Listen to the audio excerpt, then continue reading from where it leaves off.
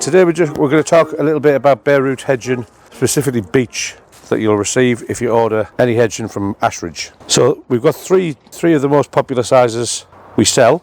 So the first one is 80 to 100. So this is one of the smallest ones we do. So that just about up to your waist. 100 to 125 centimeters, which is just past your waist if you're the same size as me.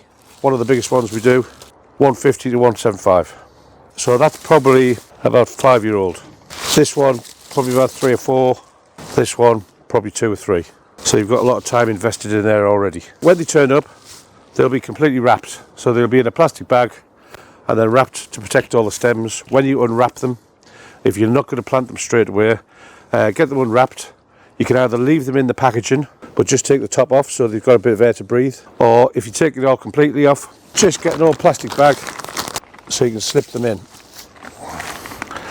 I just put them in, sprinkle a bit of water in there, wrap them up and tie them up.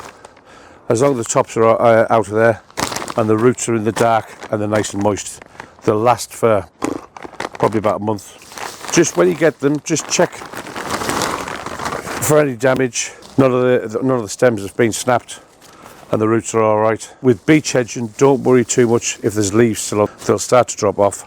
And beech hedging is one of the ability to keep the leaves on is one of the most popular features of beech anyway. Once it's pruned and trimmed, it tends to keep the leaves over winter. If you're not quite ready to plant just at the moment, you can either put them in a plastic bag, which we've shown you, or you can dig a trench in the garden and just lay them down. As long as the roots are covered, cover them with soil, compost, whatever you want, give them a water, and they'll stay quite happily over winter until you're ready to plant.